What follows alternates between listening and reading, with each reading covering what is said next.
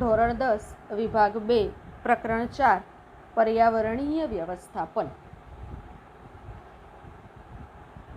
પર્યાવરણીય વ્યવસ્થાપન આ પ્રકરણમાં આપણે પરિસંસ્થા, જે આપણે આગળના ધોરણમાં શીખીને આવ્યા છીએ, તેની થોડીક માહિતી લઈશું અને ત્યાર પછી પર્યાવરણ અને પરિસંસ્થાનો સંબંધ સમજીને પર્યાવરણ સંવર્ધન માટે આપણે શું કરી શકીએ, આપણી કઈ કઈ જવાબદારીઓ છે તેની માહિતી લઈશું. અને ત્યાર સાથે પર્યાવરણ સંવર્ધનની સાથે સાથે પર્યાવરણમાં રહેલી જે જૈવ વિવિધતા છે તેનો અભ્યાસ કરીને જૈવ વિવિધતાના સંવેદનક્ષમ ક્ષેત્રોની થોડીક માહિતી લઈશું. સૌપ્રથમ આપણે જોઈએ પરિસંસ્થા એટલે શું, તેના વિવિધ ઘટકો કયા. તો પર્યાવરણની અંદર રહેલા અથવા તો આપણી આસપાસ જે જૈવિક અને અજૈવિક ઘટકો રહેલા છે તે જૈવિક અને અજૈવિક ઘટકોની વચ્ચેની આંતરક્રિયાને આપણે પરિસંસ્થા કહીએ છીએ. તો વિવિધ ઘટકો કયા, તો જૈવિક ઘટકો જેવા કે કીટકો, વનસ્પતિ, ઘાસ, પ્રાણીઓ, પક્ષીઓ વગેરે. તેમજ અજૈવિક ઘટકો કયા, તો મૃદા, પાણી, પોષક તત્વો, હવા, સૂર્યપ્રકાશ, ખનિજો વગેરેને આપણે અજૈવિક ઘટકો કહીએ છીએ. ભક્ષકના પ્રકાર કયા, તે પ્રકાર પ્રત્યક્ષ રીતે શેના પર આધારિત હોય છે. ભક્ષકના 3 પ્રકાર છે: શાકાહારી, માંસાહારી અને મિશ્ર આહારી. તેની સાથે સાથે વિઘટકો અને મૃતોપજીવીનો સમાવેશ પણ આપણે ભક્ષકની અંદર કરીએ છીએ. તે પ્રત્યક્ષ રીતે તો એકબીજાની ઉપર આધાર રાખતા હોય તેમ આપણને જણાય, જેમ કે માંસાહારી પ્રાણીઓ શાકાહારી પ્રાણીઓ પર આધાર રાખે, પરંતુ શાકાહારી પ્રાણીઓ જે છે તે ઘાસની ઉપર આધાર રાખે છે અને ઘાસ એ સૂર્યપ્રકાશની ઉપર આધાર રાખે છે તેમ આપણે કહી શકીએ. ઝાડ પરના પક્ષી અને તળાવ વચ્ચે શું સંબંધ હશે? ઝાડ પરના પક્ષી અને તળાવ બંને એક જ પર્યાવરણની અંદર એકબીજાને પોષક તત્વોની અને સાથે સાથે પર્યાવરણને સંતુલન માટે જરૂરી હોય તેવા ઘટકોની આપ-લે કરે છે. ઉદાહરણ તરીકે ઝાડ ઉપર બેસેલ પક્ષી એ જ્યારે પાંદડું અથવા તો એ જે કોઈ પણ ફળ ખાતું હોય તેના બીજ તળાવની અંદર પડે તો તળાવની અંદર રહેલા માછલી, દેડકા અને એ સિવાયના બીજા જે કોઈ પણ સજીવ પ્રાણી કે ઘટક હોય તે તેનો ખોરાકમાં ઉપયોગ કરે છે. અને સાથે સાથે પક્ષી જે છે તે પાણીનો પોતાના પીવા માટે ઉપયોગ કરે છે. અન્ન સાંકળ અને અન્નજાળમાં શું ફરક છે? અન્ન સાંકળ એક શૃંખલા છે જેની અંદર પ્રત્યેક ઘટક બીજા કોઈ એક ઘટક ઉપર આધાર રાખે તેમ જણાય છે, પરંતુ અન્નજાળ એ એક જાળું છે જેની અંદર પ્રત્યેક ઘટક એક કરતાં વધુ ઘટકોની ઉપર પોતાના પોષણ માટે આધાર રાખે છે. તો ઘણી બધી અન્ન સાંકળ ભેગી મળીને એક અન્નજાળ તૈયાર કરે છે. અહીં આપણે જોઈએ અન્ન સાંકળ આપેલી છે. ઉદાહરણ તરીકે સૂર્યપ્રકાશની હાજરી હોય ત્યારે જ આ ઘાસ અથવા તો વનસ્પતિની સૃષ્ટિ વૃદ્ધિ પામે છે, કારણ સૂર્યપ્રકાશની હાજરીને કારણે જ પ્રકાશ સંશ્લેષણની ક્રિયા થાય છે. આ ઝાડ અથવા તો છોડની ઉપર તીતીગોળા જેવા કીટકો પોતાના ખોરાક માટે આધાર રાખે છે. તો તીતીગોળાનો ખોરાક તરીકે ઉપયોગ દેડકો કરે છે. દેડકાનો આહાર સાપ કરે છે અને સાપ અથવા તો અજગરનો ઉપયોગ ગીધ કરે છે પોતાના ખોરાક માટે. ગીધ જ્યારે મૃત્યુ પામે ત્યારે તેના શરીરની અંદર રહેલા પોષક તત્વો અથવા તો જે ખનિજ દ્રવ્ય છે તે જમીનમાં જાય છે વિઘટકો દ્વારા. મશરૂમ છે અને એ સિવાય બીજા ખાદ્ય પદાર્થો જેની ઉપર આ ફૂગ ઉત્પન્ન થાય છે તે મૃતોપજીવી પદાર્થ ફરીથી પાછા જમીનમાં ભેળવવાનું કાર્ય, ખનિજ તત્વોને જમીનમાં ભેળવવાનું કાર્ય કરે છે. એટલે કે મૃદા ફરીથી ખનિજ દ્રવ્યવાળી થાય છે. તો અહીં પ્રત્યેક ઘટક જે છે તે એક ઘટકની ઉપર પોતાના આહાર માટે આધાર રાખે છે અને તેથી આ જે શૃંખલા અથવા તો જે સાંકળ તૈયાર થાય તેને આપણે અન્નની સાંકળી કહીએ છીએ. પર્યાવરણ અને પરિસંસ્થા વચ્ચે ખૂબ નજીકનો સંબંધ છે.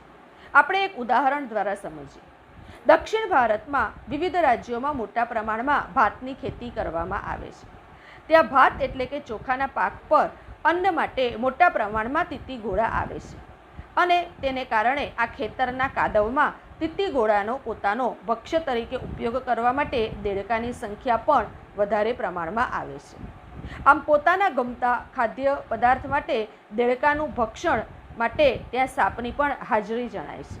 પરંતુ જો એકાએક ત્યાં દેડકાની સંખ્યા ઓછી થઈ તો ભાતના પાક પર શું અસર થશે?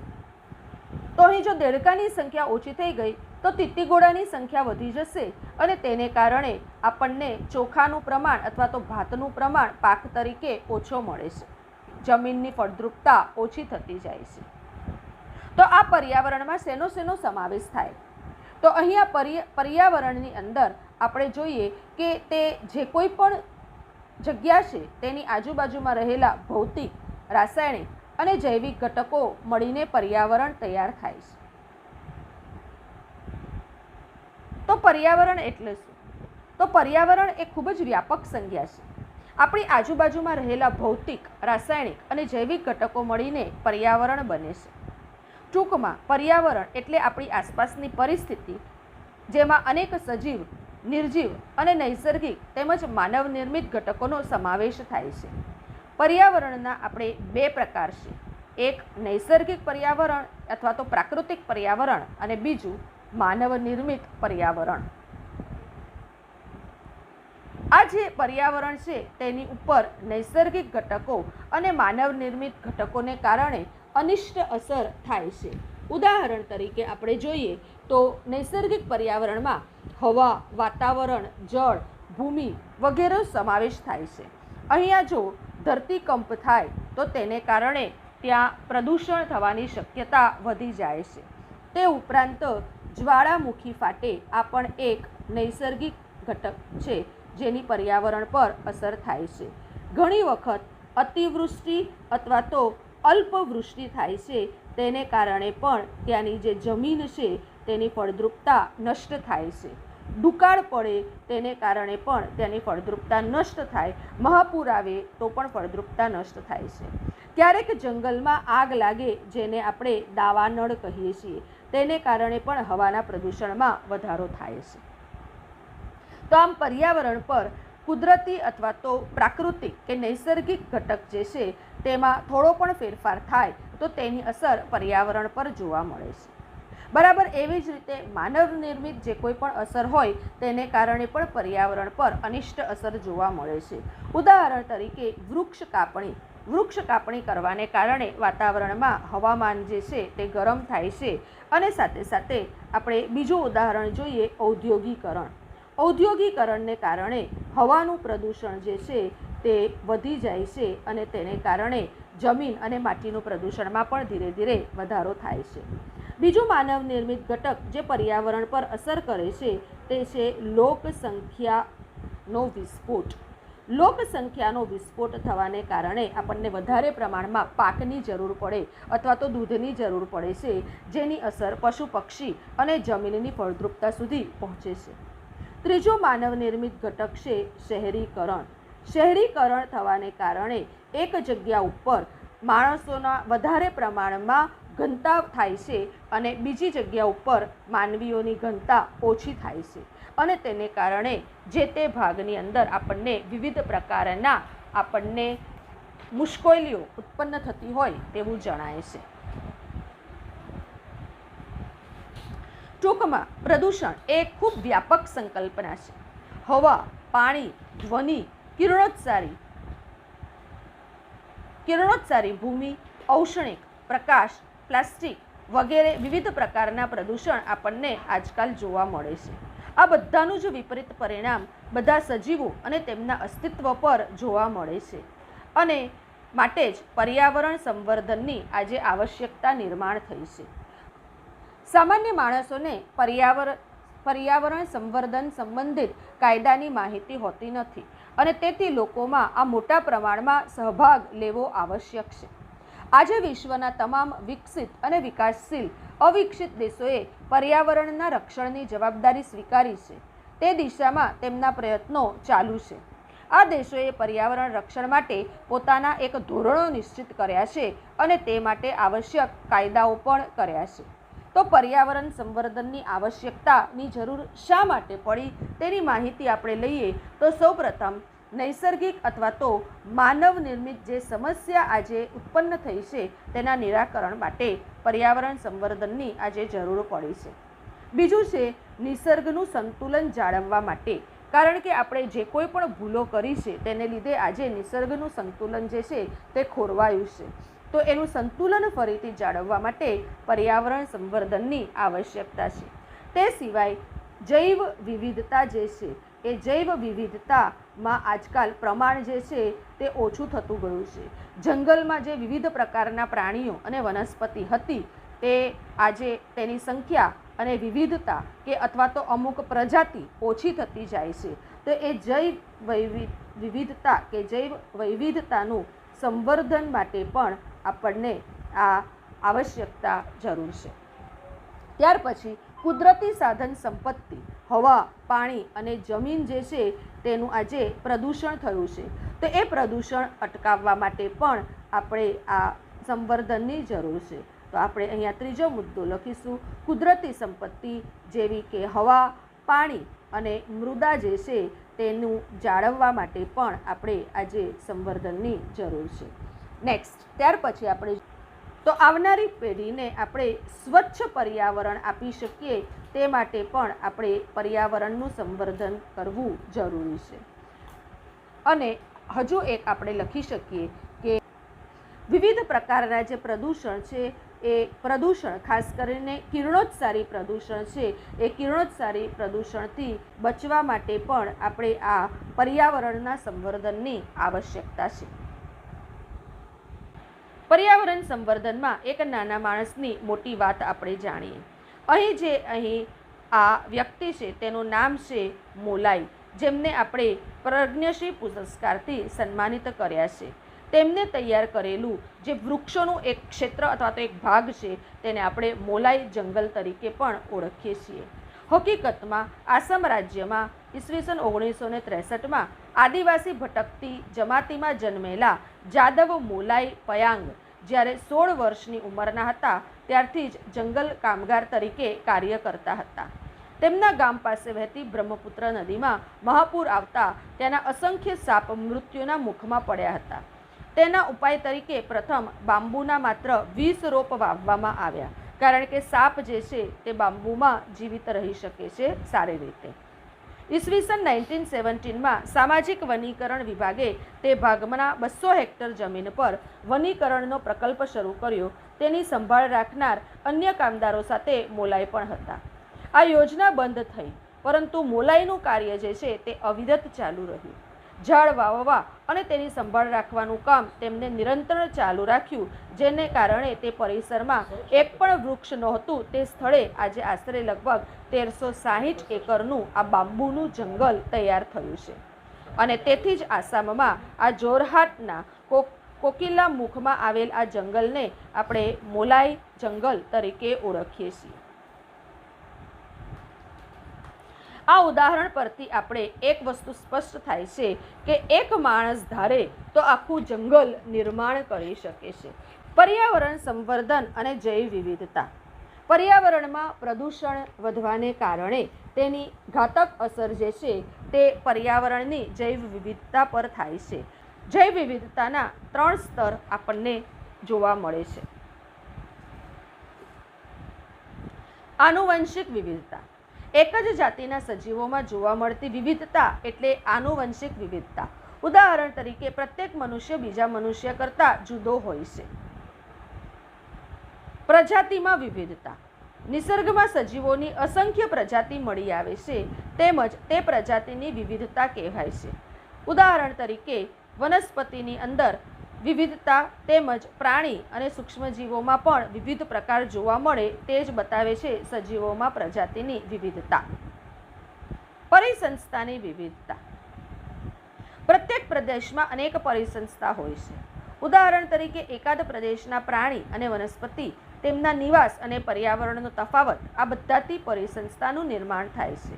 ઉદાહરણ તરીકે રણ પ્રદેશની પરિસંસ્થામાં આપણને ઊંટ આપણને પ્રાણી તરીકે જોવા મળે છે, જ્યારે વનસ્પતિમાં આપણને થોર અને બાવળ જેવી વનસ્પતિ જોવા મળે છે. તો જલ પ્રદેશની જે પરિસંસ્થા છે તેમાં આપણને પોલાણવાળા વનસ્પતિ એટલે કે કમળ જોવા મળે છે.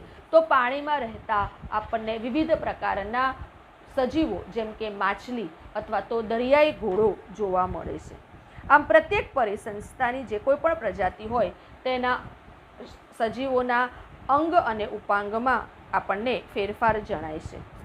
આમ નૈસર્ગિક અને માનવ નિર્મિત એમ બે સ્વતંત્ર પરિસંસ્થા આપણને જોવા મળે છે. દેવરાઈ. દેવોનું નામ ધરાવતું અને પવિત્ર મનાતું વન એટલે દેવરાઈ. પરંપરાથી સરકારના વન ખાતા દ્વારા સંભાળ તરીકે લેવામાં આવતું આ જંગલ નહીં, પરંતુ આ એક સમાજ દ્વારા સંભાળાતું અભયારણ્ય જ છે. દેવોનું નામ હોવાથી આ જંગલને એક પ્રકારનું સુરક્ષા કવચ મળ્યું છે. ભારતના પશ્ચિમ ઘાટમાં જ નહીં, પરંતુ સંપૂર્ણ ભારતમાં આવા ગીચ જંગલો જોવા મળે છે. ભારતમાં આવા 13,000 કરતાં વધુ દેવરાઈઓની નોંધ કરવામાં આવી છે. મહારાષ્ટ્રમાં આવી દેવરાઈ જે છે તે ખાસ કરીને કોંકણની આજુબાજુના પ્રદેશોમાં જોવા મળે છે.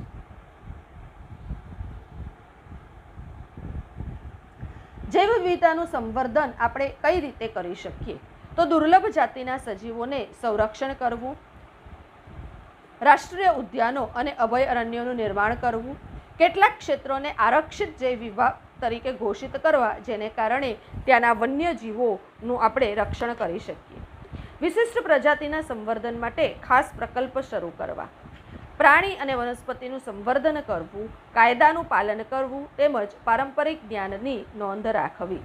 જ્યાં સ્વયંસેવી સંસ્થા કે આંતરરાષ્ટ્રીય સંસ્થાઓ પર્યાવરણ સેવા માટે પર્યાવરણનું સંવર્ધન કરવા માટે વિવિધ પ્રકારના કાર્યક્રમોનું આયોજન કરતી હોય તો પર્યાવરણ સંવર્ધનમાં આપણે શું કરી શકીએ એની માહિતી જોઈએ. તો પર્યાવરણ સંવર્ધનમાં આપણે પ્રસાર માધ્યમનો ઉપયોગ કરીએ, જેમાં શિક્ષણ, માર્ગદર્શન, પર્યાવરણ અંગેની જાગૃતિ, બીજાને જે સારું કાર્ય કર્યું હોય તેની અનુકરણ, સંગઠન કરવા લોકોને અને પ્રત્યક્ષ સહભાગ લેવો વગેરે કાર્ય આપણે પ્રસાર માધ્યમ દ્વારા કરી શકીએ.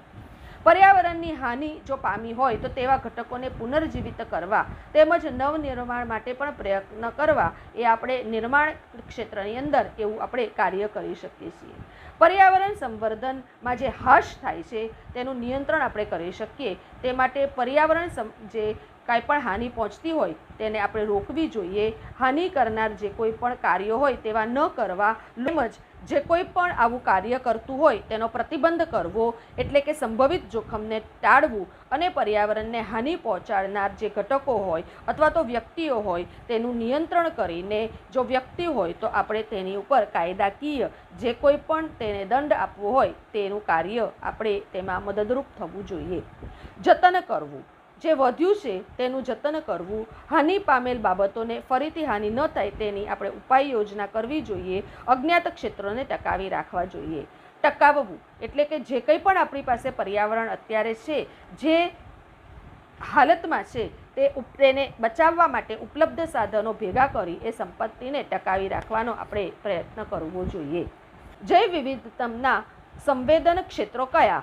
તો અત્યારે વિશ્વમાં 34 જૈવ વિવિધતા સંવેદનક્ષમ ક્ષેત્રોની નોંધ કરવામાં આવેલી છે.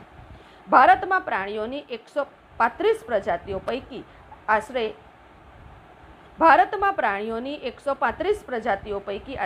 85 પ્રજાતિઓ ઈશાન પ્રદેશના જંગલમાં મળી આવે છે.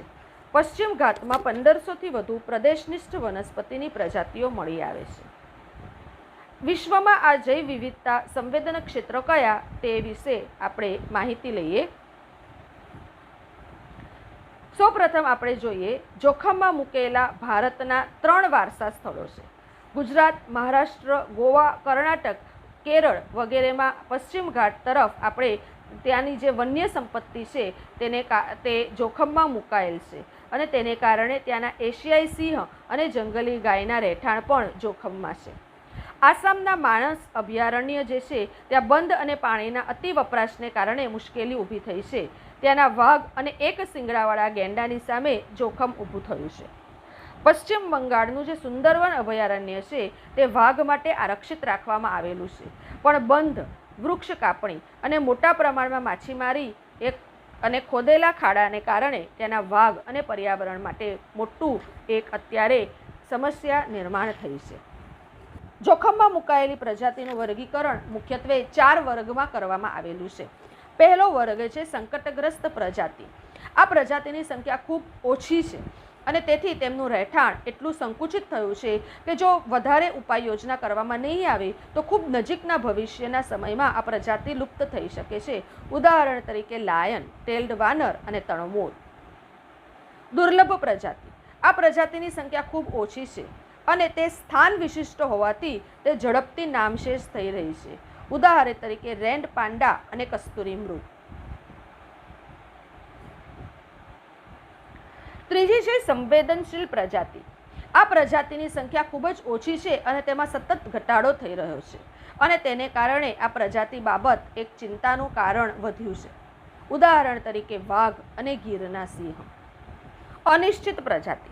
આ પ્રજાતિઓની કેટલીક ટેવોને કારણે આ પ્રજાતિ જોખમમાં હોવાનું જણાય છે. આવી પ્રજાતિઓ વિશે કોઈ પણ ચોક્કસ અને નક્કર માહિતી ઉપલબ્ધ હોતી નથી. ઉદાહરણ તરીકે શેકરું, ખાર.